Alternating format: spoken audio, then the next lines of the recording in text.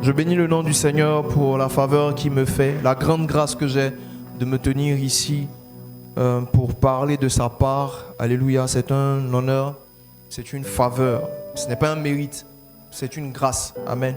Et je suis infiniment reconnaissant à chaque fois que j'ai l'opportunité de parler de la part du Seigneur face à son peuple. Alléluia. Je veux bénir le nom du Seigneur pour la vie de l'apôtre Franck Silva, pour aussi la grâce qu'il me fait de pouvoir me tenir à son pupitre. Amen. En tant que père de la maison, je veux bénir le nom du Seigneur pour la vie de maman aussi, qui est remplie d'amour. Amen. À chaque fois qu'on se croise, que ce soit dans l'église, que ce soit à l'extérieur, il y a toujours ce sentiment d'amour profond qu'elle dégage. Merci maman, que le Seigneur te bénisse abondamment. Je bénis le nom du Seigneur aussi pour chacun des hommes de Dieu, chacun d'entre vous, éminents et éminentes personnes aimées par Dieu, pour qui le Seigneur a payé le plus grand des prix en donnant Jésus à la croix. Amen. Tu as toutes les valeurs et toute la valeur aux yeux de Dieu. Et il faut que tu en sois sûr, que tu mérites aussi toutes les salutations, tous les honneurs, toute la grâce aussi qu'on peut accorder, parce que c'est vraiment une grande faveur. Vous savez, il y a une chose que le Seigneur m'a permis de comprendre. Il m'a dit, tu existes parce qu'il y a des gens qui ont besoin. Voilà, sans eux, tu n'as aucun sens, enfin ta vie n'a aucun sens. Donc souvent quand on se tient à la chair, on a tendance à croire que parce qu'on se tient debout et que les autres sont assis à nous écouter, c'est nous qui sommes importants. En fait, en vrai, non. Nous, on se dispose parce que les gens importants ont besoin d'entendre quelque chose de la part de Dieu. Alléluia. Donc il faut que tu saches là où tu es, que tu as une importance capitale aux yeux de Dieu. Amen. Ne te laisse absolument pas abattre ou distraire par les choses que le monde déclare, décrète, la manière dont les choses sont faites. Amen. C'est Dieu qui détermine ta valeur, et cette valeur-là, tant que Dieu dit que tu as de la valeur, tu en as. Quel que soit ce que le monde dit, quel que soit ce que les critères de ce monde déclarent. Alléluia. Je veux bénir le nom du Seigneur aussi pour la vie de mon père spirituel, l'apôtre Vivien, qui m'a autorisé à venir, vu qu'aujourd'hui c'est jour de culte et que normalement on a service. Amen. Donc je bénis le nom du Seigneur pour cet homme de vision et ce père spirituel qui soutient, vraiment qui croit en nos ministères, mon ministère à moi et à celui de mon épouse qui est responsable du groupe musical là-bas. Mais elle est venue, donc vous voyez vraiment que c'est à saluer. Je bénis, nous, est-ce qu'on peut acclamer le Seigneur pour la vie de notre Père spirituel. Merci beaucoup. Alléluia. Alors, je ne suis pas venu seul, hein. Bon, comme vous avez remarqué, je suis venu avec mon épouse, je viens de le dire, Esther Guinan, qui est le soutien de ma vie, la grande bénédiction que le Seigneur m'a donnée. Alléluia. Voilà, comme j'ai l'habitude de dire, c'est la personne la plus importante après le Saint-Esprit dans ma vie. Amen. Et merci pour ton soutien, pour ta présence. Je suis venu aussi avec mon protocole, le docteur Herman Nato, docteur médecin. Mais les protocoles, tu es caché. Pourquoi tu te caches? Ok, alors, on va y aller. Hein. On a certaines choses à partager. Et quand je priais pour savoir ce qu'il fallait que nous partageons aujourd'hui, ce que le Seigneur voulait nous dire, il m'a dit, va parler de l'adoration. Amen. Bon, c'était clair, donc j'ai pas pu... Parce que je me suis dit, l'adoration. L'adoration, on parle de ça souvent. Je suis sûr que le peuple de Dieu ici sait ce que c'est que l'adoration. Mais c'était tellement clair dans ma tête que je sais que c'est ce que le Seigneur veut qu'on partage. On va partager, on va parler de l'adoration. Selon ce que le Seigneur veut qu'on partage, et puis ce qu'il veut faire dans nos vies, il va le faire par sa grâce. Amen. Alors...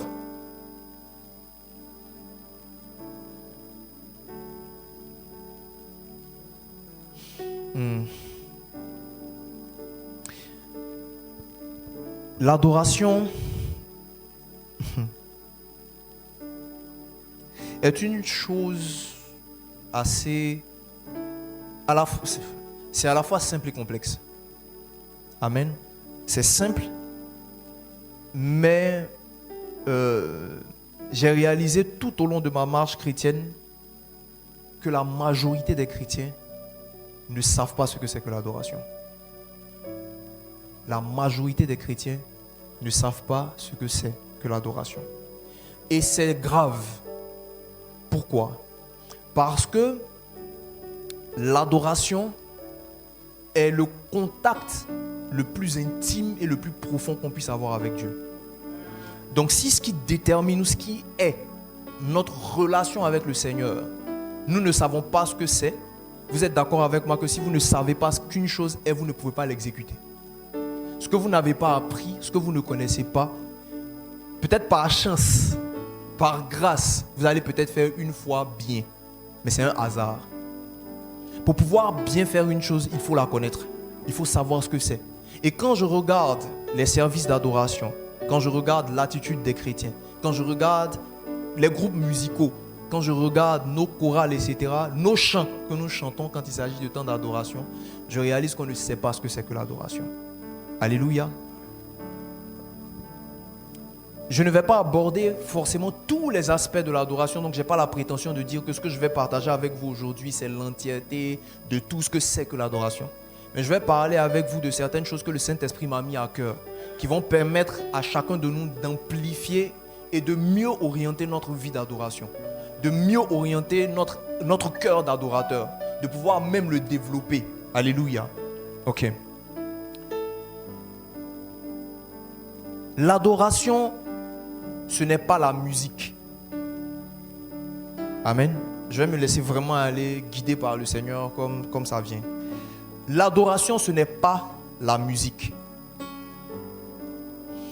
L'adoration, ce n'est pas la rythmique de la musique non plus. Parce qu'aujourd'hui, pour beaucoup de personnes, quand nous disons qu'on va adorer Dieu, automatiquement, dans notre tête, nous allons venir chanter.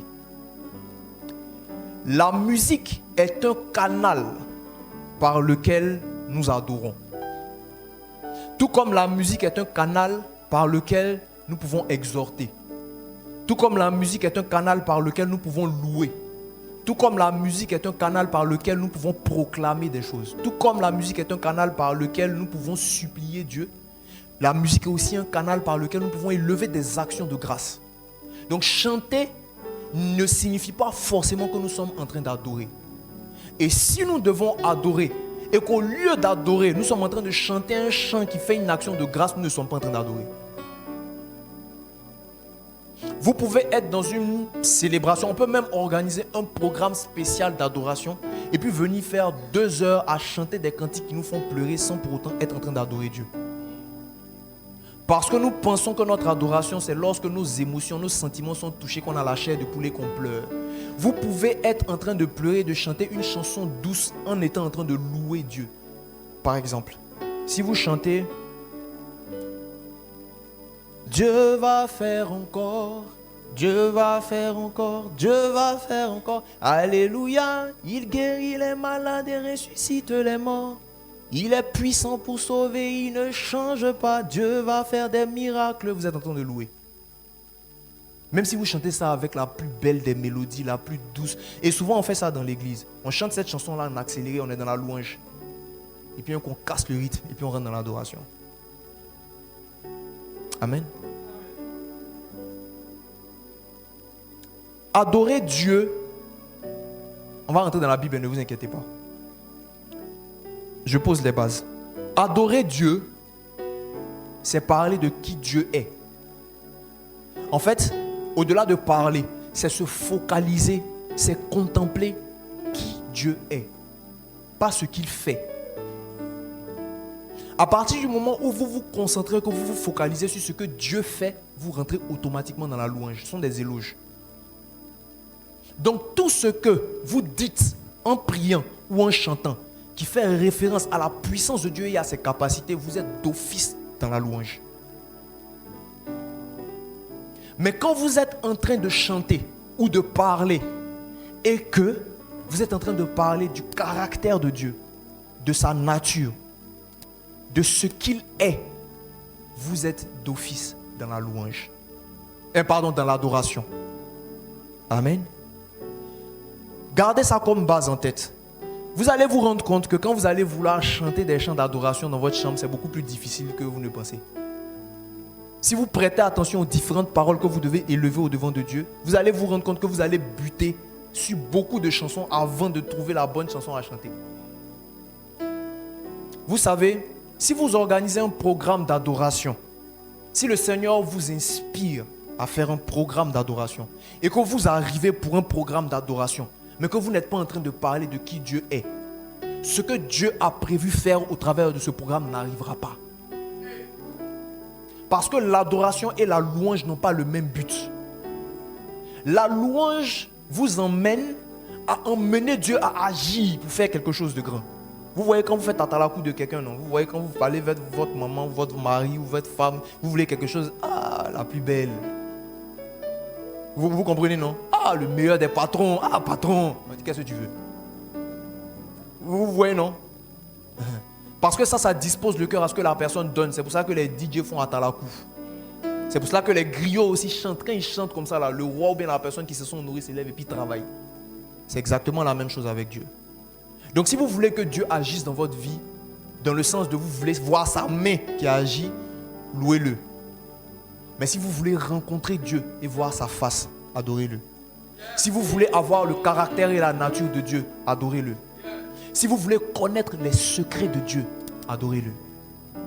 Donc vous voyez que si vous venez dans la présence de Dieu pour adorer et que Dieu veut se révéler à vous en tant que le Dieu qui vous aime, etc., il veut vous partager des secrets avec vous et que vous commencez à louer, d'office vous avez pris la mauvaise autoroute. Et vous allez sortir de là même après avoir pleuré sans aucun impact.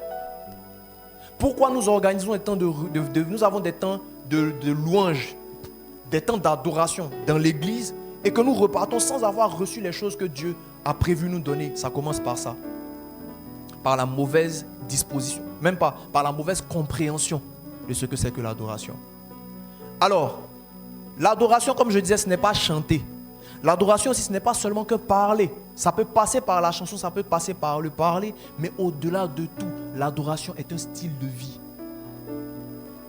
Aujourd'hui, pour le chrétien, quand on parle d'adorer, c'est quand nous venons dans un... On dit, il faut que j'adore Dieu. Donc, qu'est-ce que tu fais? Tu te mets dans ta chambre, dans une disposition particulière pour, en ce moment-là, tu es venu adorer. Quand tu es à l'église, quand le temps de l'adoration, comme on avait mis sur les écrans tout à l'heure, arrive, là maintenant tu te disposes pour rentrer dans un esprit d'adoration. Parce que là, l'atmosphère est disposée pour pouvoir adorer le Seigneur. Mais l'adoration, ce n'est pas les temps que nous passons. L'adoration, c'est une manière de vivre. Parce que notre vie est censée être un parfum de bonne odeur qui monte aux narines de Dieu, nous devons vivre dans un état permanent d'adoration. C'est l'adoration qui vous emmène à éviter le péché. C'est l'adoration qui vous emmène à ne pas vouloir attrister le cœur du Saint-Esprit. C'est l'adoration. Parce que l'adoration, en fait, c'est le grand frère, vieux père de l'amour. Amour pro max. C'est ça qu'on appelle l'adoration. Je vais vous poser une question. Vous allez vous rendre compte, pour beaucoup de personnes, de la mauvaise compréhension que nous avons de l'adoration. Aujourd'hui, vous allez sur vos réseaux sociaux, vous allez voir une photo de quelqu'un que vous connaissez. Ou même vous allez tomber sur une prédication, par exemple, puisqu'on est dans le contexte de l'église. Et puis, quand ça vous a plu, vous cliquez sur like, c'est-à-dire que vous avez aimé. Mais quand vous avez plus aimé, vous cliquez sur j'adore. N'est-ce pas? Parce que ça veut dire que vous voulez dire que vous avez aimé plus que ça. Si vous avez mangé, quelqu'un vous a fait un cadeau et que vous aimez beaucoup, vous allez dire j'adore ce qu'il m'a donné. C'est pas ça? Beaucoup de gens le font, hein? Ok. C'est exactement le même mot qui n'a pas deux significations. Mais quand nous pensons à adorer Dieu, nous pensons à une posture. Mais quand on pense à aimer quelque chose qu'on aime beaucoup, on pense à adorer. Combien de personnes ici, quand ils disent je viens adorer Dieu, pensent à je viens aimer Dieu? Combien? On pense plus à un moment où on va se mettre dans une position particulière pour chanter une chanson qui va toucher mon cœur, qui va me mettre dans une position. Là, on est en train d'adorer. Mais quand il s'agit d'un objet ou d'une personne, là, vous adorez en pensant aimer. Alors que ce n'est pas deux mots différents. C'est pour cela que c'est Dieu seul qu'on est censé adorer. Adorer, vous ne pensez pas que cliquer sur j'adore sur les réseaux sociaux, ce n'est pas de l'adoration, c'est pas de l'adoration, c'est de l'adoration, c'est une idolâtrie. Il n'y a rien que vous devez aimer au stade d'adoration, si ce n'est Dieu. C'est le seul qui mérite le thème j'adore. Parce que adorer là, c'est aimer au-dessus d'aimer. Et si vous comprenez l'adoration comme étant même pas ce sentiment, Mais c'est-à-dire cet engagement personnel vis-à-vis de Dieu qui nous a aimés le premier, vous allez réaliser que ce n'est pas simplement le fait de chanter. C'est quelque chose qui vous emmène à l'honorer, qui vous emmène à le positionner au-dessus de tout autre amour. S'il y a une seule chose dans votre vie que vous aimez plus que Dieu, c'est une idole. Amen.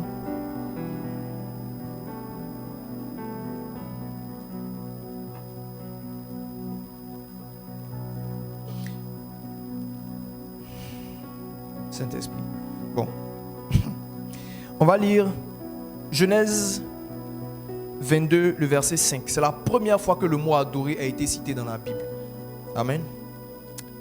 Genèse 22, le verset 5. La Bible dit: Et Abraham dit à ses serviteurs: Restez ici avec l'âne, moi et le jeune homme, nous irons jusque là pour adorer et nous reviendrons auprès de vous. Alléluia. Ce passage-là est tiré de la partie de l'histoire d'Abraham où Dieu lui a demandé de sacrifier Isaac. Donc Abraham prend Isaac et il va vers le mont Morija pour le sacrifier, conformément à la demande de Dieu. Et quand Abraham part, quand il arrive au point de séparation avec les serviteurs et qu'il doit monter maintenant avec le jeune homme, avec Isaac, pour aller le sacrifier, il dit aux gens: je pars pour adorer. Il ne dit pas seulement je pars pour sacrifier, il dit je pars pour adorer. Ce qui signifie de base, et je dis c'est la première fois que dans toute la Bible on cite le mot adorer. Donc la première fois où le mot adorer est cité dans la Bible, c'est lorsque quelqu'un s'en va faire un sacrifice. Et vous allez voir que quand Abraham va être sur le point d'égorger Isaac, le Seigneur va lui dire: ne touche pas à l'enfant, maintenant je vois que tu m'aimes. Alléluia. Maintenant je vois que tu m'aimes. Amour et sacrifice sont deux choses qui sont inséparables. Vous ne pouvez pas aimer et puis ne pas vouloir sacrifier. Si vous dites que vous aimez mais que vous n'êtes pas prêt au sacrifice, ça veut dire que votre amour n'est pas complet, n'est pas entier, il n'est pas vrai. Et ça, c'est que amour. Imaginez maintenant au niveau du sacrifice, au niveau de l'adoration. Quand ça arrive au niveau de l'adoration, Dieu va vous demander ce qui vous coûte le plus cher. Parce que tout ce que vous n'êtes pas prêt à sacrifier pour Dieu est votre Dieu. Je répète, s'il y a une chose dans ta vie que si Dieu te demande aujourd'hui et que tu hésites, ça veut dire que cette chose est ton Dieu. S'il y a une chose que Dieu te dit abandonne, laisse pour venir faire quelque chose pour moi et puis que tu n'es pas prêt à le faire, ça veut dire que cette chose est ton Dieu. Parce que ce que tu adores est le niveau suprême d'amour et il n'y a rien au-dessus de ça. S'il y a une autre chose que tu aimes mais qui t'empêche de pouvoir donner ce que tu aimes, ça veut dire que ce que tu aimes là au-dessus de la première chose que tu aimes. Tu aimes Dieu, le Seigneur te dit sacrifie cette relation. Et tu ne peux pas te détacher. Ça veut dire que la personne avec laquelle tu es en couple est Dieu pour toi. C'est une idole. Si Dieu dit vends ta voiture ou offre-la, et tu n'es pas prêt, ta voiture est une idole. Démissionne de ton travail, ton salaire là, fais offrande. Et puis tu ne peux pas. Tu commences à calculer, à beaucoup réfléchir. C'est que cette chose est Dieu dans ta vie. Ton adoration va là-bas, car là où est ton trésor, là aussi sera ton. Amen.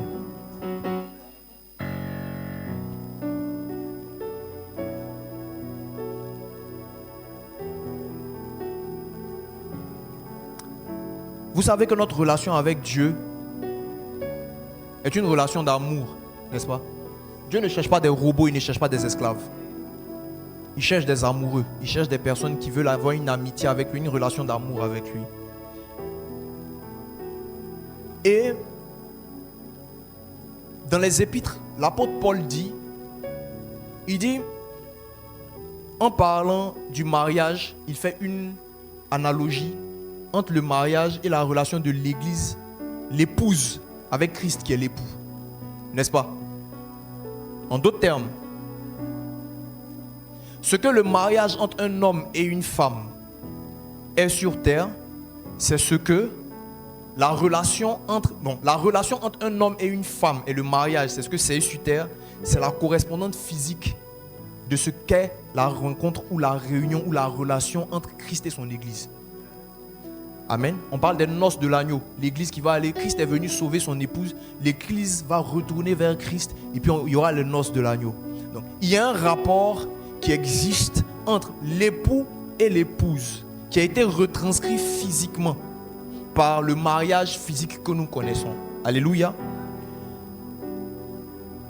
Le rapport entre l'époux et l'épouse est un rapport qui est exclusif. Vous ne devez normalement pas trouver ce qu'il y a entre un époux et son épouse, entre l'un des conjoints et quelqu'un d'autre. Je ne sais pas si quelqu'un me comprend. Vous avez des amis, hommes ou femmes. Vous êtes amis avec votre épouse, mais le niveau d'amitié que vous avez avec votre épouse n'a rien à voir avec le niveau d'amitié que vous allez avoir avec quelqu'un d'autre. Le niveau de rapport et de contact que vous devez avoir avec votre épouse n'a rien à voir avec le niveau de contact que vous allez avoir avec quelqu'un d'autre. Il existe une notion d'exclusivité entre époux et épouse. Et l'une, sinon la chose la plus intime qui existe entre un époux et son épouse, ce sont les rapports sexuels. Est-ce que vous savez que l'adoration est la correspondance spirituelle des rapports sexuels? Ce que les rapports sexuels sont entre une femme et son mari, c'est ce que l'adoration est entre Dieu et puis toi. Tu crois pas? C'est bizarre, non? Le coin est devenu bizarre. Je vais vous expliquer. Quand Dieu fait sortir le peuple d'Israël d'Égypte, il les emmène dans le désert. Ils se retrouvent au pied du mont Sinaï, Horeb. Et puis il leur donne les 10 commandements. Et quand il commence à leur donner les ordonnances, il leur dit: vous n'aurez d'autre Dieu devant ma face. Je suis votre seul Dieu. Vous n'allez vous prosterner devant aucun autre Dieu. Tout au long de leur parcours, dans tout le Pentateuque, il va leur donner des règles comme ça. Et puis il va revenir là-dessus. Il dit: quand vous allez aller dans la nation, dans le territoire que je vous ai prévu, que je vous ai préparé, ne faites pas les mêmes choses que les nations que vous allez trouver là-bas.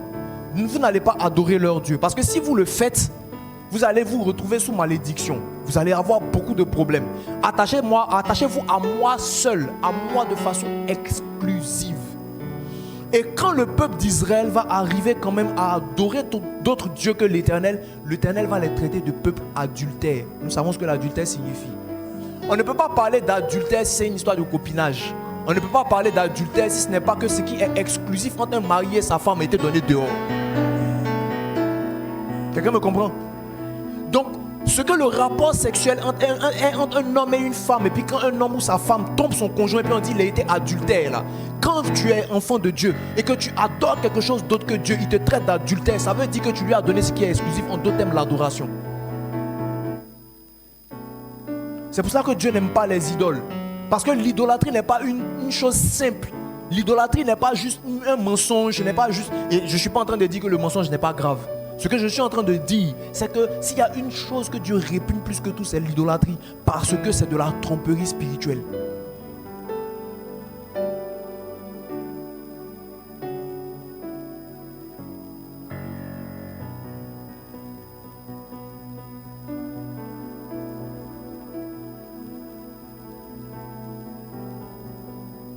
Tout ce que tu aimes plus que Dieu est une idole. C'est de l'adultère. Quand on dit notre Dieu est un Dieu jaloux, les termes qui sont employés ne sont pas employés pour le plaisir. La jalousie, encore on peut dire la jalousie entre amitié. Il n'y a pas adultère entre amis. Donc ça veut dire que ça va au-delà de l'amitié. C'est un rapport d'époux à épouse. Je ne sais pas quelle est ta posture ce matin.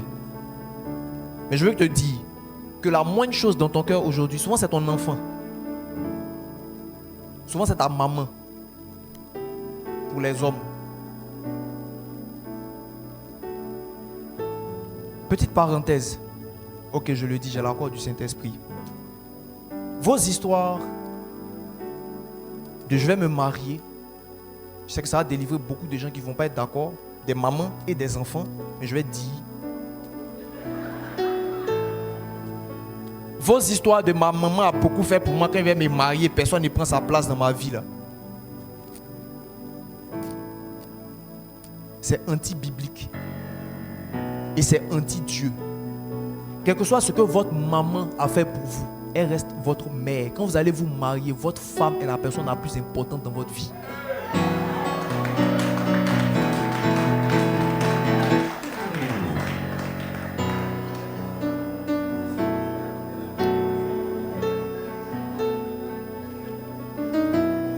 Je sais qu'il y a beaucoup de gens qui ne seront pas d'accord.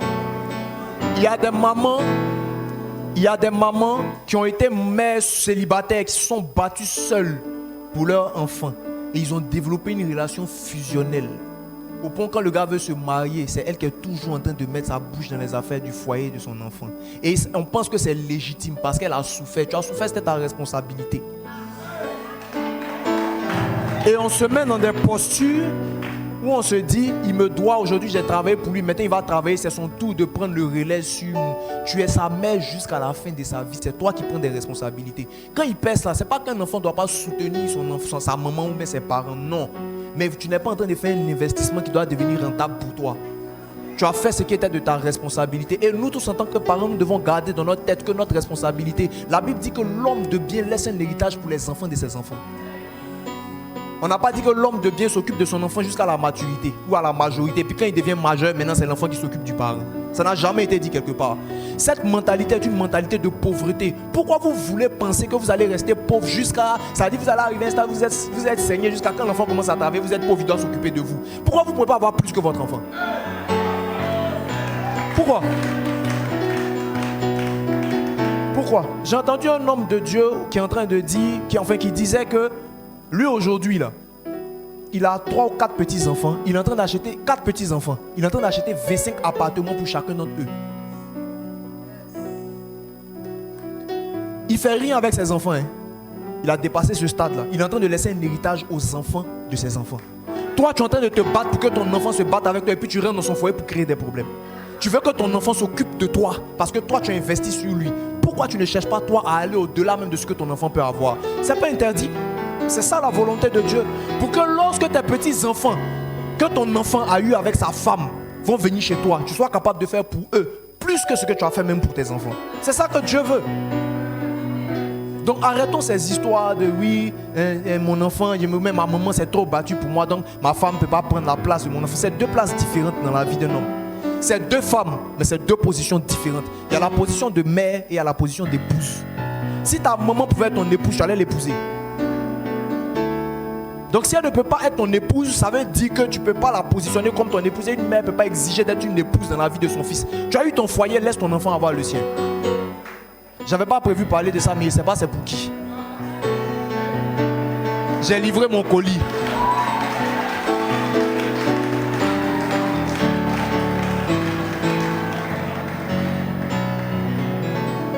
Amen.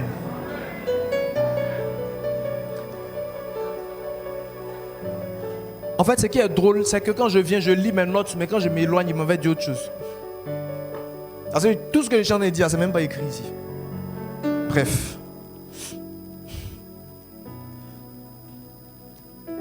Quand j'avais expliqué ici, quand on était venu pour le séminaire,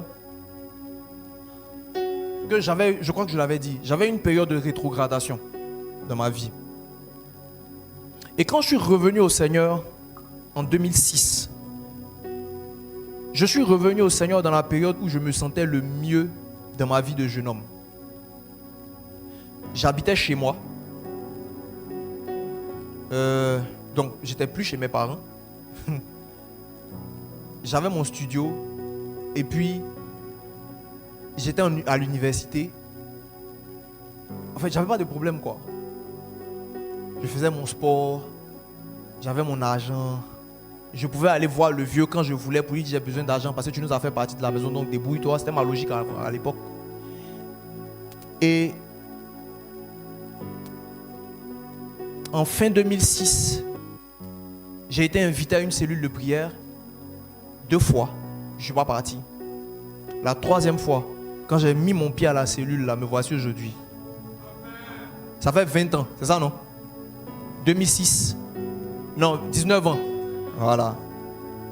Amen. Et quand je suis revenu au Seigneur, parce que nous avons vécu dans une... Mes parents sont serviteurs de Dieu. Donc on a vécu dans une maison de serviteurs de Dieu. Où on reçoit les bishops, je pense que les Loïs là doivent savoir de quoi il est question. On reçoit quand les hommes de Dieu viennent de l'étranger, parce que mes parents étaient des anciens dans l'église. Donc quand les hommes de Dieu viennent de l'étranger, alors ils vont venir. à la maison manger, les choses de ce genre. Donc on était vraiment dans cette atmosphère. On prie le matin, on prie le soir, on jeûne les vendredis, on s'en va faire croisade. Déjà à 6 ans, ça avait déjà commencé pour moi. Et quand je suis revenu au Seigneur, donc on avait des dimanches, les 1er janvier, une tradition. On partait chez le vieux pour manger avec les autres frères. Parce qu'on est assez nombreux quand même. On est 12 à 14, je suis le dernier. Ouais. C'est des vieux de la vieille. Ouais. Le premier grand frère était de 1957, donc imaginez. Donc on partait chez le vieux avec tous ses petits-enfants et arrière-petits-enfants pour manger et tout. Et un jour, à une de ces réunions, j'étais assis avec un de mes grands frères et puis qui me demande: tu vas encore à l'église? Lui a 4 ans entre nous, c'est celui avec qui j'ai vécu. Les autres, on n'a pas vraiment vécu ensemble. Voilà. Quand nous on était en train de naître, là, les gars étaient déjà à l'université, il y a d'autres qui travaillaient déjà. Donc celui-là, il me dit: tu vas encore à l'église? J'ai dit: c'est maintenant même qu'il va à l'église. Et il m'a posé une question. Il dit: mais tu as des problèmes? C'est là que j'ai percuté. Parce que comme je vous ai dit, quand je suis revenu au Seigneur, c'était la période où j'allais le mieux dans ma vie de jeune homme. J'avais déjà eu le bac. Il n'y avait plus de parents sur ma tête. Je faisais mon sport, je sortais quand je veux, je rentrais quand je voulais. Je gérais qui je voulais gérer. Personne n'allait me poser une question sur quoi que ce soit. J'étais dans une forme d'indépendance. C'est tout ce qu'un jeune homme peut chercher à avoir là. J'avais. Quand j'étais en terminale, j'étais déjà dans mon studio. Mon voisin de classe est ici, Saïri, MS. J'avais déjà mon studio en Mputo. J'étais là-bas avec mon grand frère. Donc quand il a posé cette question, c'est là que ça m'a fait tilt. Et je me suis dit: mais en fait, en vrai, c'est quand même je suis revenu au Seigneur qu'il y a eu les problèmes. Parce que quand j'ai accepté, quand je suis revenu au Seigneur en 2006, fin 2006, en 2007, j'ai tout perdu. J'ai perdu 12 kilos en quelques mois. J'ai échoué moi seul dans toute la promotion à mon examen. Alors que c'est moi qui ai invité les gens pour aller faire programme, pour prier pour les examens. Eux tous ils ont eu. Moi seul, j'ai échoué. J'ai dit: j'ai tout ce qui pouvait faire ma gloire et ma fierté. J'ai tout perdu. Absolument tout. Et quand il m'a dit ça, parce que là on devait être peut-être en 2008 ou 2009, c'est là que j'ai réalisé.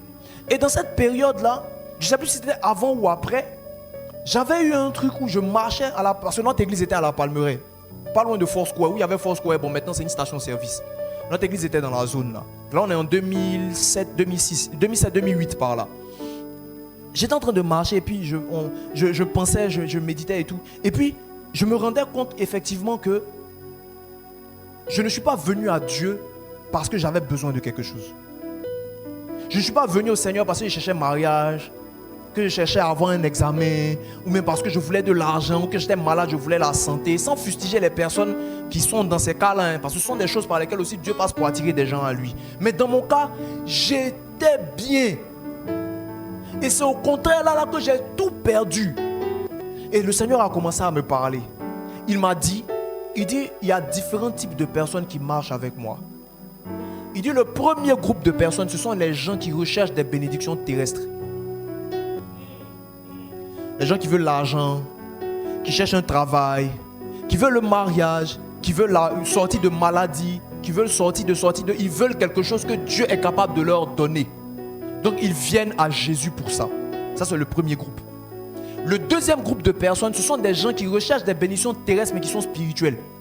C'est-à-dire que la personne veut un ministère, elle veut l'onction, donc la puissance qui est attachée à l'onction, parce que l'onction et la puissance c'est une nuance.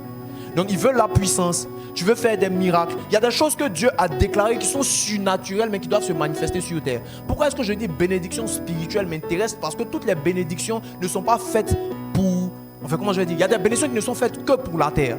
Les ministères par exemple, ce n'est pas pour le ciel. Dieu donne les ministères, il a fait des dons aux hommes. Donc quand vous êtes évangéliste, vous êtes prophète, vous êtes docteur, pasteur, apôtre, etc. C'est pour la terre. D'accord? Donc quelqu'un qui aspire à un ministère, qui aspire à avoir la puissance, qui aspire à déployer les dons spirituels, c'est une bénédiction spirituelle mais qui est pour la terre. Et il y a des gens qui cherchent ça et c'est pour ça qu'ils marchent avec le Seigneur. Amen. Il y a des gens aussi qui dans ce lot-là recherche le paradis. Ça, c'est le troisième groupe.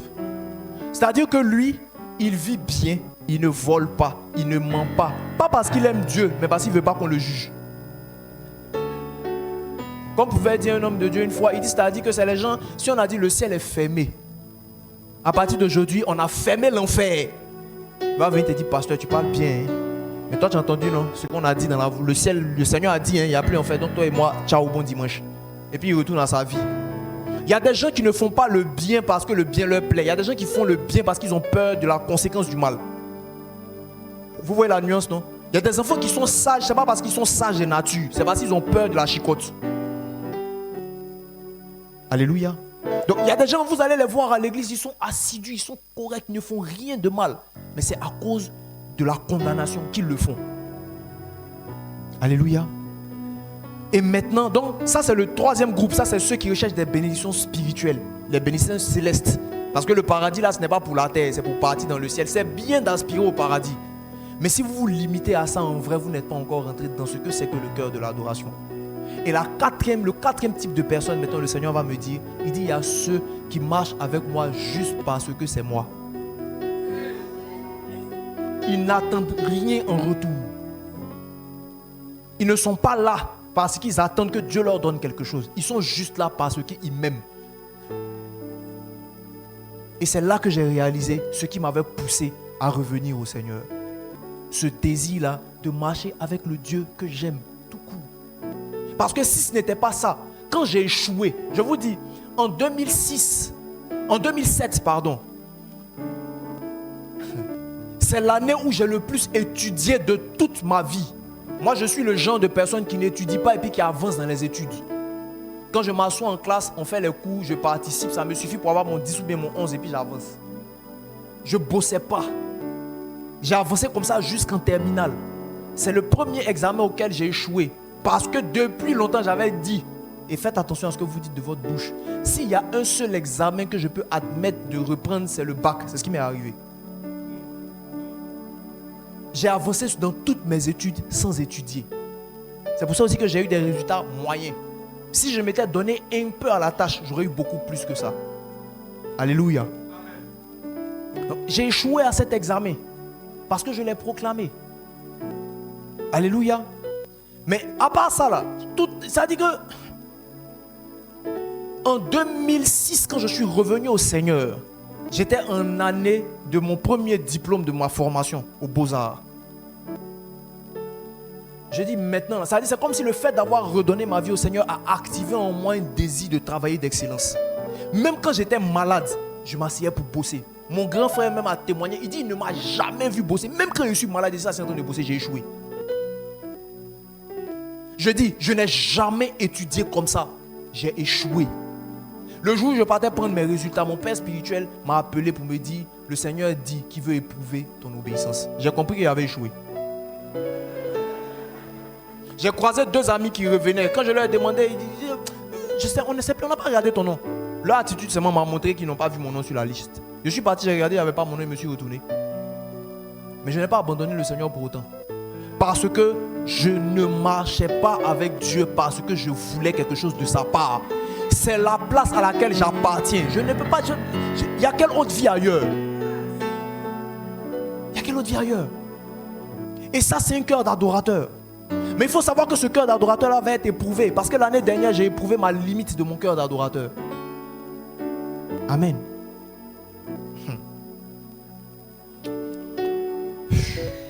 Écoutez, je ne sais pas si j'en avais parlé la dernière fois, mais ça me revient à l'esprit. Est-ce que vous savez que ce que Dieu a demandé à Abraham, c'est ce que Dieu lui-même lui a dit, je vais te donner? Est-ce que vous savez que le niveau d'idolâtrie le plus subtil, c'est de placer les promesses de Dieu au-dessus de votre relation avec Dieu? Parce qu'on se dit que c'est normal. Dieu nous a dit qu'il va nous donner. Et c'est Dieu lui-même qui a dit, je ne suis pas en train de convoiter quelque chose. Je suis en train d'aspirer à ce que Dieu a dit. Et le Seigneur dit de croire en ce qu'il dit. Mais implicitement ou de façon, c'est-à-dire de façon subtile, vous pouvez commencer à aimer plus la promesse de Dieu que Dieu lui-même. C'est dans ce sens-là que des gens, leur ministère sont devenus Dieu dans leur vie. Quelque chose que Dieu lui-même t'a dit qu'il te donne. Et puis il t'a conçu sur la terre pour pouvoir faire ça. C'est devenu Dieu au point où tu ne consultes plus Dieu avant de faire le ministère.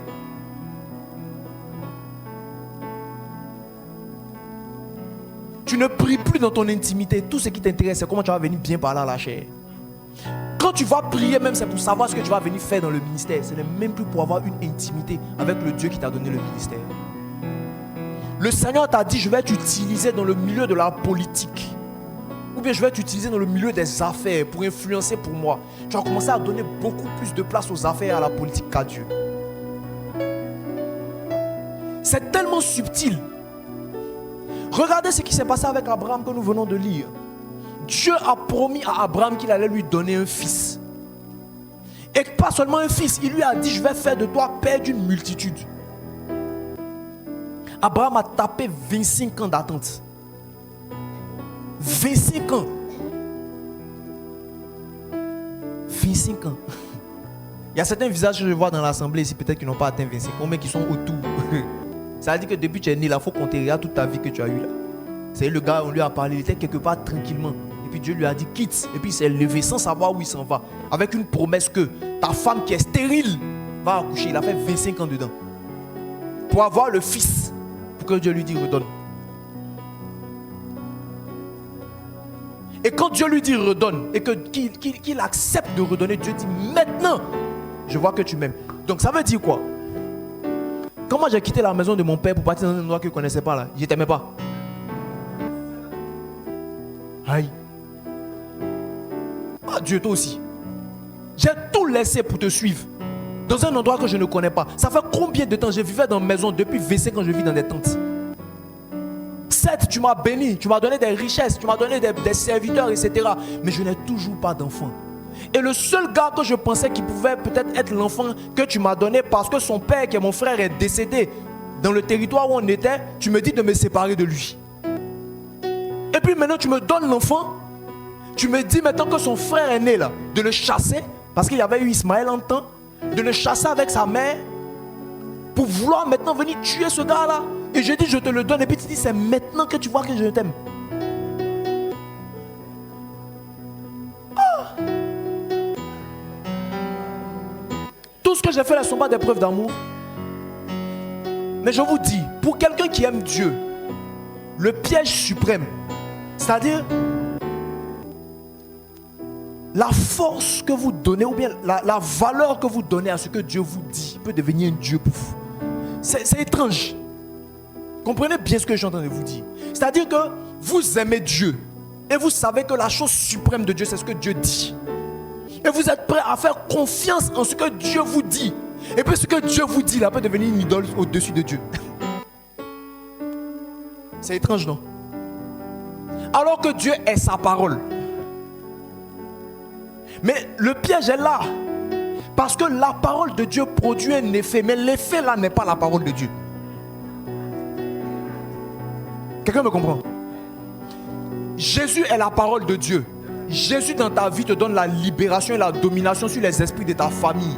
Donc dominer sur les esprits de famille, les vaincre là, c'est une conséquence de Jésus dans ta vie. Mais ce n'est pas ça qui est Jésus. Et tu peux tellement t'attacher à la délivrance des gens de ta famille que tu peux commencer à négliger la parole au profit du résultat. Et on confond les deux. Le résultat de ce que Dieu nous a promis n'est pas Dieu. L'acquisition de la promesse de Dieu n'est pas Dieu. C'est une conséquence.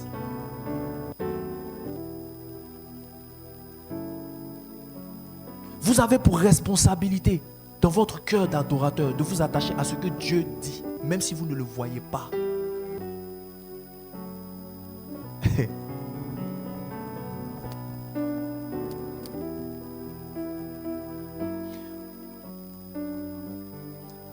Celui qui a proclamé la première fois l'adoration, je vais pour adorer. Abraham, on l'appelle le père de la... Ok. Nous sommes dans la dispensation de la grâce. On profite de la grâce par la foi. Quand vous prenez Hébreu, où on cite les héros de la foi, on cite des gens qui ont fait des choses, Et puis on cite Abraham dedans. On dit c'est par la foi qu'Abraham offrit Isaac. Et il avait la foi que Dieu lui redonnerait Isaac, était capable de ressusciter Isaac. C'est-à-dire qu'il est confiant que Dieu ne ment pas. Et qu'il est prêt à sacrifier la conséquence, sinon le résultat de ce que Dieu lui avait dit, en sachant que Dieu est le même et qu'il est capable de faire ce qu'il a déjà fait une fois. Il a dissocié Dieu et le résultat. Mais Abraham, qui avait reçu une promesse qui disait qu'il allait être père de multitudes, est mort en ayant un seul fils héritier. Il avait eu d'autres enfants, mais Dieu les a dispersés. Et puis c'est Isaac seul qui était l'héritier. La Bible nous dit, quand vous finissez de lire avec toute la liste des héros de la foi qui ont été cités, à la fin, dans le dernier verset, on leur dit tous ces gens sont morts sans avoir reçu. Pourtant on les cite comme étant des gens qui ont la foi. Ce qui signifie, la foi n'est pas dans l'acquisition. Pour beaucoup d'entre nous, la foi, tu as eu la foi quand tu as fini par avoir à acquérir les choses qu'on t'a dites. Je reprends. Dieu dit, je vais te positionner de sorte à ce que tu sois président de la République de la Côte d'Ivoire, par exemple. Dieu t'a dit ça. Et puis tu peux mourir sans voir. Les gens vont dire, si tu fais, tu t'attaches à cette parole, que tu y appliques ta foi, et que tu obtiens, on va dire c'est un nombre de fois parce qu'il a obtenu. Mais si tu n'obtiens pas, on va commencer à se poser des questions. On se dit, est-ce que celui-là vraiment il avait la foi, etc. Mais la Bible elle-même cite des gens qui sont des héros de la foi. Et puis on dit, ils n'ont pas obtenu les réponses de tous, ils n'ont pas obtenu tout ce qu'ils ont dit, ils ont reçu comme parole de la part de Dieu. Cependant, ils ont eu la foi. Donc finalement la foi là, elle se retrouve dans quoi?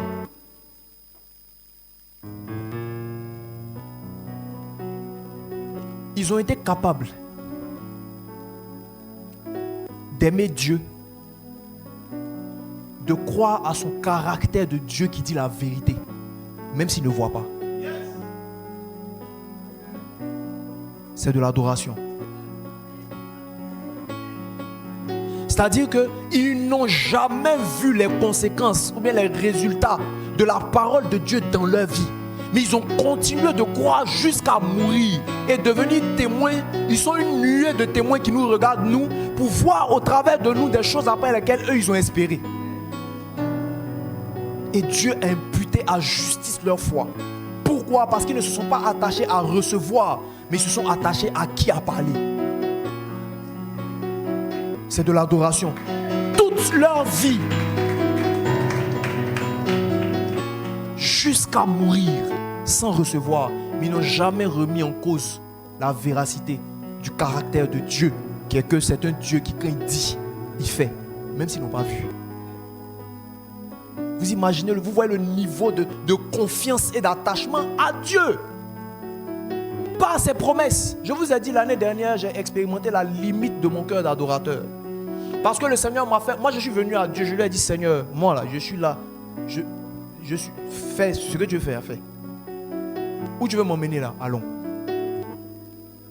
Je suis dans une logique de, je préfère mourir en essayant que d'abandonner. Amen. Je crois que je l'ai dit la dernière fois. Ça fait, aujourd'hui on a encore, j'ai commencé à marcher avec Dieu en 2012, en 92. On est en 2000 combien? 25, calculez. Le Seigneur m'a appelé à le servir en 96. C'est en 2016 il m'a dit de commencer le ministère. Tout ce temps-là, on faisait quoi? Et même on a commencé là. On est 1, 2, 3, 4, 5. 1, 2, 3, 4, 5. Et puis il dit faites. J'ai dit à Dieu, moi, ce qui m'intéresse, c'est toi. Ce que tu veux qu'on fasse là, faisons. Allons-y. Et puis Dieu lui seul, je t'ai rien demandé. Tu viens me faire des promesses. Moi, je crois en toi. Quand tu me dis à gauche, on s'en va à gauche. Souvent, je peux tituber un peu pour aller à gauche, mais tu sais que dans mon cœur, je vais aller à gauche. À la fin, on arrive à gauche. Tu m'as dit, tu vas me donner. Moi, je sais que tu ne me mens pas. Et vieux, ça fait combien d'années on est dedans maintenant? Attends, mais il faut voir. Pour me marier, C'était pas là. On a eu des enfants, les sorciers veulent les tuer. Ils veulent tuer ma femme. Si de faire ministère, tu me dis de démissionner, j'ai démissionné. Tu as parlé de prospérité, mais jusqu'aujourd'hui, on est dans les luttes. Vieille. Moi, je t'ai rien demandé, hein? Je t'ai dit. Moi, je veux marcher avec toi. Toi seul. Tu as commencé à me faire viser haut. On n'est pas encore arrivé là-bas. Si c'est ça, moi, je vais le laisser. Vous voyez, non? Les longues attentes sont terribles. Et ça, c'est l'une des choses. Je parle du cœur d'adorateur, hein. On n'est pas sorti. C'est l'une des choses qui tue les vieux chrétiens. Quand tu es un vieux chrétien, tu es dans l'église par dépit souvent. Parce que tu n'as plus d'autre endroit où aller. Tu viens de tellement loin que tu ne peux pas retrouver le chemin retour. Mais tu n'as plus de rêve. Tu n'as plus vraiment d'espérance. Tu es là. Parce que tu n'as nulle part d'autre où aller. Mais sinon, en vrai, si on s'assoit clair comme ça pour te demander, tu ne crois plus en ce que Dieu t'a dit. Tu n'attends plus rien de Dieu. Tu es en mode, s'il veut, il n'a qu'à faire. Vous comprenez, non? S'il y a qu'il y a des vieux chrétiens dans cette église, ils savent de quoi je parle. Pourquoi Abraham a été appelé le père de la foi? Ce n'est pas juste parce qu'il a quitté Ur en Chaldée. Il a persévéré. Quand tu es un vieux chrétien puis que Dieu t'a fait des promesses et que tu ne vois pas cela s'accomplir dans ta vie, à un moment donné là, tu commences, ça veut dire ton espérance s'éteint. On dit il y a trois choses qui demeurent. La foi, l'espérance et l'amour. Et la plus grande de ces choses, c'est l'amour. Et si on veut aller donc de façon crescendo, ça veut dire que l'amour est plus grand que l'espérance est plus grand que la foi. J'ai eu du mal à comprendre ça pendant un moment, jusqu'à l'année dernière justement où j'étais sur le point d'abandonner. Où le Seigneur m'a fait comprendre quelque chose. On dit la foi est une ferme assurance des choses qu'on espère et une démonstration de celles qu'on ne voit pas. Donc, dans la définition de la foi, là, il y a comme, c'est-à-dire le fait d'acquérir, ça se démontre. Mais, en ce qui concerne l'espérance, on dit ce qu'on espère, c'est quelque chose qu'on ne voit pas. Ce que tu vois, peux-tu encore l'espérer? Donc, ça veut dire que quand on parle d'espérance, ça nous projette dans l'infini. Peut-être que tu ne vas jamais voir. Et quand vous prenez la définition de la foi, on dit la foi est une ferme assurance des choses qu'on espère. Sans espérance, il n'y a pas foi. Donc si tu obtiens les choses rapidement, ça ne veut pas forcément dire que tu es quelqu'un de grande foi. Tu peux être quelqu'un qui n'obtient rien, mais Dieu peut estimer que tu as une grande foi. Pourquoi? Parce que ton espérance est intacte. Ça, c'est l'une des différences entre les enfants spirituels et les personnes matures. Parce qu'un enfant est prompt à se lasser, donc Dieu peut lui donner vite pour ne pas qu'il se décourage. Ça ne veut pas dire que sa foi est plus grande. Mais toi qui as une grande foi là, Dieu peut te faire perdurer. Parce qu'au-delà de te donner, Dieu veut que tu deviennes.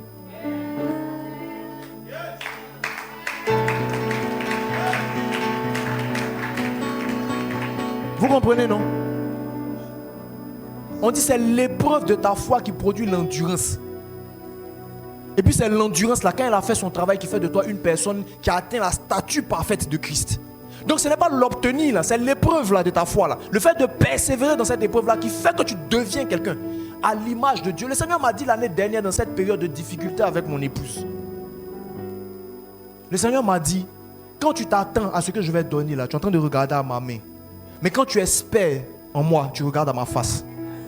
Et pendant que tu es en train de regarder à ma face là, tu deviens ce que je suis. Et si tu deviens moi, ce qui est dans ta main, dans ma main est dans ta main. Je ne sais pas si quelqu'un comprend. L'espérance nous rattache au caractère de Dieu. Être capable d'espérer en lui même si on ne voit pas. Et ça, c'est un cœur d'adorateur. Dans la même période de l'église dont je vous parlais à la Palmeraie, je parle très souvent de cette histoire. C'est une anecdote que je raconte beaucoup. Le groupe musical de l'église ne répétait pas. Ok. Le groupe musical, c'est avec ça que je vais m'arrêter. Je pense que même d'ailleurs j'ai fait le tour. Ok. Je vais finir avec ça. Le groupe musical de l'église ne répétait pas. Ce qui faisait que quand ils venaient chanter, c'est un freestyle. C'est-à-dire que chacun vient faire ce qu'il pense. Donc pendant que le pianiste est en train de jouer et qu'il est à Abidjan, la lead vocale est à Cinématiali. Les chœurs là, chacun est dans une autre ville. Il y a d'autres mecs qui ont quitté le territoire ivoirien. Donc au moment où toi tu veux te concentrer pour commencer à adorer, tu entends quelque chose qui n'a rien à voir avec ce qu'on est en train de faire. Donc nous tous on a commencé à se plaindre. Il nous empêche de monter. Il nous empêche de nous connecter. Il nous distrait. C'est quel groupe musical ça même? Comment vous pouvez venir et puis même le matin vous venez, faites semblant au moins de vous accorder sur les chants. Quand ils arrivent là, chacun vient et puis prend le micro et puis commence à chanter. Du jamais vu. Et dans cette période-là, le Seigneur me disait, je t'attends dans l'adoration. Je t'attends dans l'adoration. Là, je vous parle de 2009, à peu près. 2008-2009. Et donc, un jour, dans cette même histoire d'adoration pendant le culte, j'étais en train de truquer, puis ça a repris encore. Puis j'ai dit, oh, ces gens-là. Et le Seigneur me dit, si ton adoration dépend du groupe musical, c'est que tu as un problème. Il dit, ah vieux, eux là, c'est leur travail. Ils sont censés nous conduire dans les hauteurs. Il me dit, c'est ce que je vous disais d'entrée de jeu. La louange, c'est quoi? C'est ce que je fais. Ce que tu fais, c'est la puissance de Dieu, etc. etc. Il dit, okay. L'adoration, c'est quoi? C'est le focus sur ton caractère, sur ce que tu es. Il dit, ok. Je suis le même. Il n'y a aucune ombre en moi. Donc si ton adoration est liée à mon caractère qui ne change pas, ton adoration ne doit pas changer, quelles que soient les circonstances.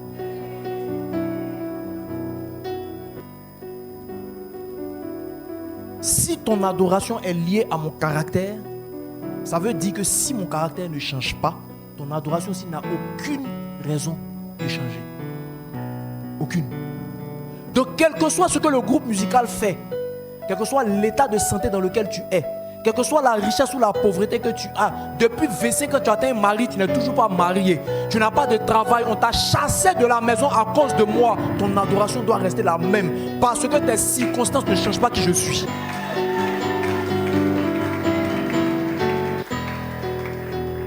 Ça, c'est le cœur des adorateurs.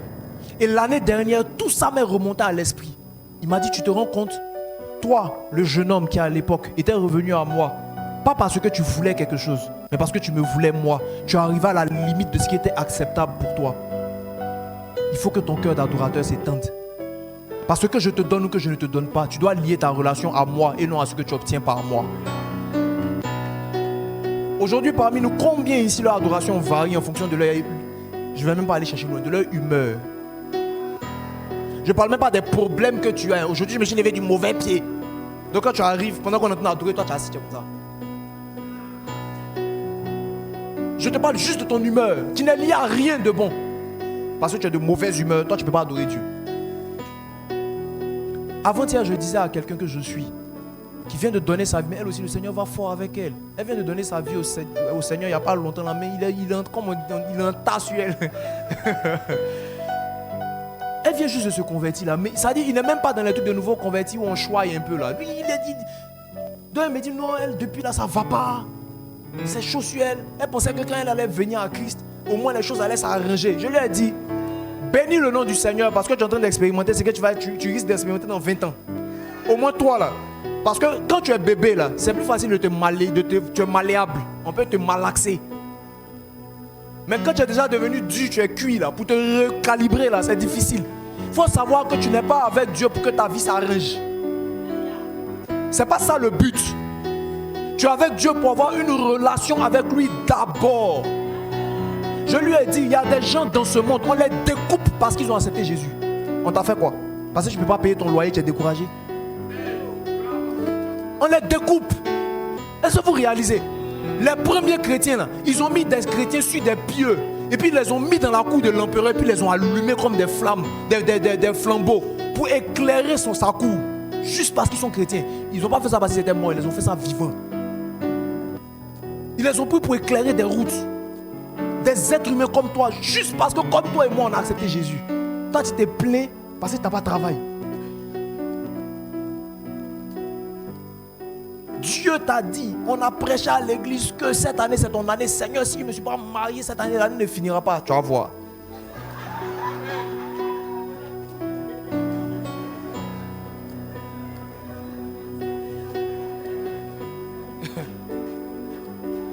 Alléluia. On n'adore pas Dieu parce qu'on est reconnaissant. Souvent on dit, souviens-toi de tout ce que Dieu a fait pour toi et adore-le. On n'adore pas Dieu parce que Dieu a fait quelque chose dans ta vie. On lui rend des actions de grâce pour ça. Mais on adore Dieu parce qu'il est Dieu, point barre. On adore Dieu parce qu'on l'aime. Qu'on reçoive ou qu'on ne reçoive pas. Que ça ait pris du temps ou pas, je suis bien placé pour vous en parler. Parce que ça fait longtemps que je suis dans cette marche avec le Seigneur. Mais j'ai pris une résolution. Je dis, Seigneur, j'ai décidé de séparer ce que j'attends de toi de ce que tu es pour moi. Alléluia. Nous allons prier. Tenons-nous debout.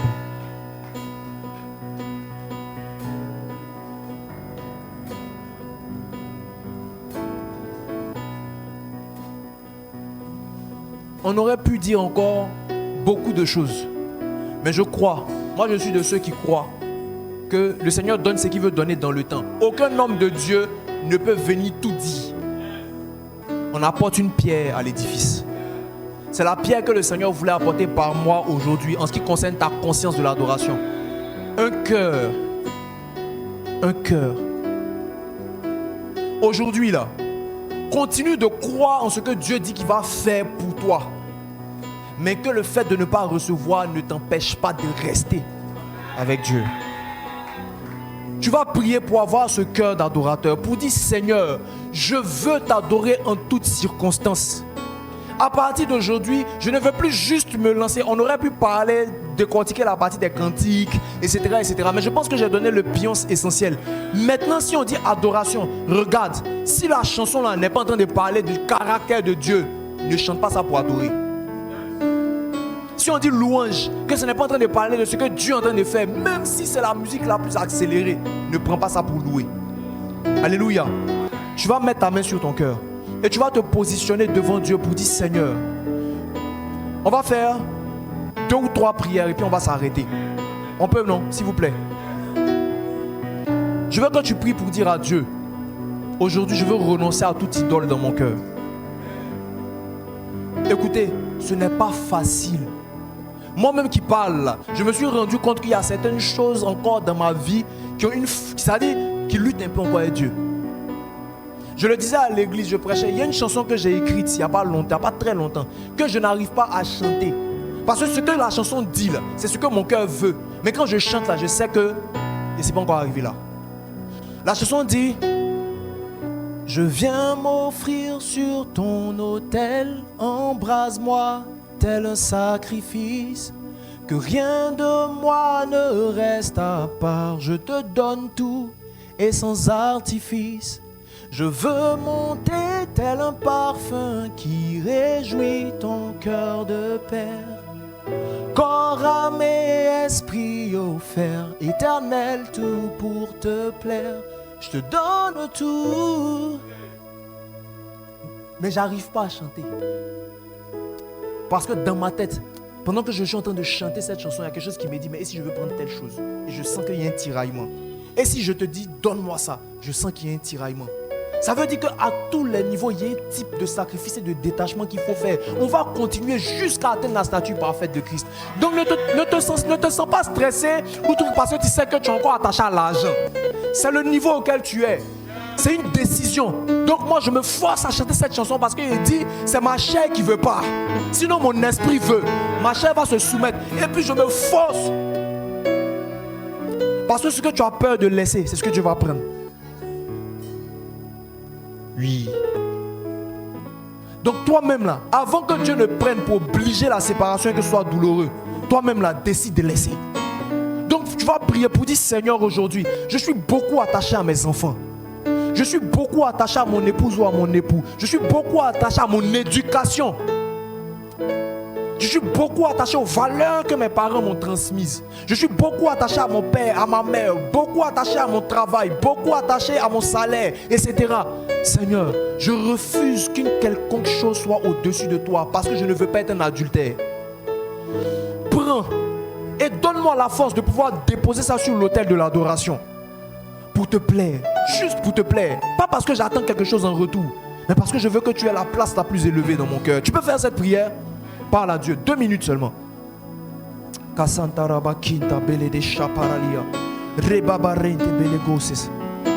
Père, ah Seigneur, tu me connais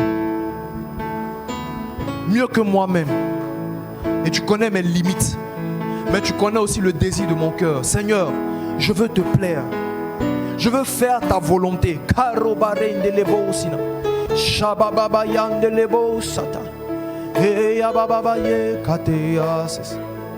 Aide-moi, Seigneur, à détruire toute forme d'idole dans mon cœur. Je t'en prie. Viens détruire dans nos cœurs toute forme d'idole. Quoi que ce soit que nous aimons au-dessus de toi, nous voulons faire descendre cela en dessous de toi. Que rien, aucun amour ne surpasse le tien dans mon cœur. Je t'en supplie, Seigneur, aide-nous. Parce que nous voulons te plaire. Nous voulons marcher avec toi.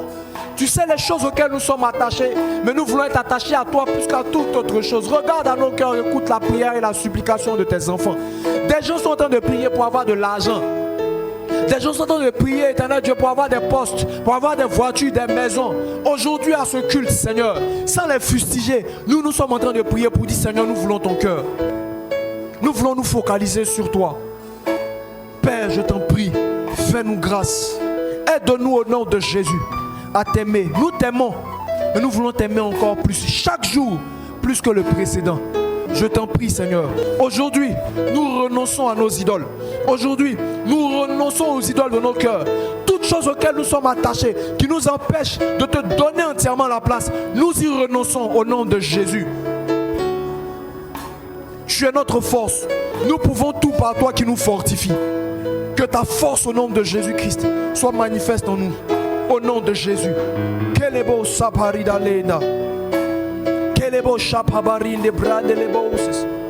Au nom de Jésus. Amen. Nous allons prier pour dire à Dieu, Seigneur, permets-nous de comprendre et de détacher qui tu es de ce que tu fais. Que ce que tu fais ne soit pas la raison pour laquelle nous sommes avec toi, mais que nous soyons totalement détachés. Continue à croire en ce que tu dis que tu vas faire, sans pour autant rattacher notre attachement à toi, à ça, à l'exaucement. Nous voulons toi au-dessus de tout. Si nous avons eu, gloire à ton Saint-Nom. Mais si nous n'avons pas eu, nous te glorifierons encore. Alléluia. Est-ce qu'on peut prier? Parle à Dieu. Dis-lui, Seigneur, aide-moi à séparer. Je veux arriver à séparer. Parce que la limite est fine. C'est pas évident. Juste en quelques minutes comme ça, là, c'est difficile. Ça, c'est l'objet de tout un message. Mais dis à Dieu, aide-moi à comprendre aujourd'hui. Permets-moi de pouvoir aller plus loin que ça. Et puis à comprendre. Je veux arriver à séparer ce que tu fais de qui tu es. Je ne veux pas me concentrer sur ta main qui donne, mais je veux me concentrer sur ton visage d'amour. Je veux me concentrer sur ta face. Je veux regarder à ta face. Je veux devenir ce que tu veux que je sois. Parle à Dieu.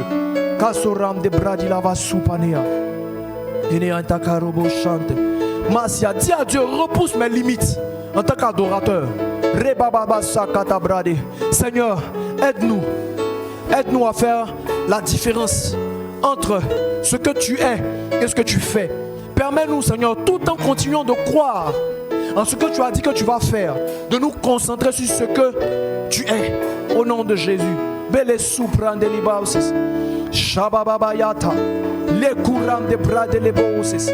Liso omte shababaya kente bradiante ke de bonta. Rebabababababa. Le kente shenema. Merci Seigneur, parce que tu agis dans nos vies. Merci parce que ta parole ne retournera pas à toi sans avoir accompli ce pourquoi tu l'as envoyé. Je prie pour tes enfants, Seigneur. Et je maudis l'œuvre des ténèbres qui vise à voler la parole qui est arrivée dans leur cœur.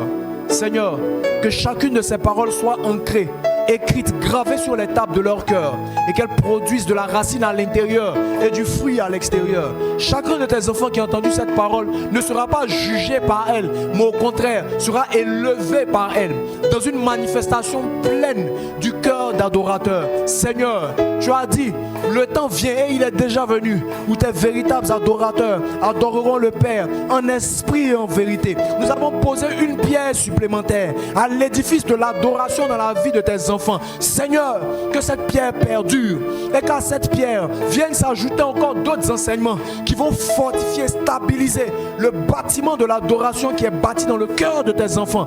Merci pour les vies qui sont érigées aujourd'hui. Et je proclame que les cœurs changent, que les focus changent au nom de Jésus, pour que ta gloire soit vue au travers de la vie de tes enfants. Les gens les verront et ils verront Christ en eux à cause du cœur d'adorateur. Les gens les verront et ils verront lui, ta nature, au travers d'eux, parce qu'ils t'auront contemplé.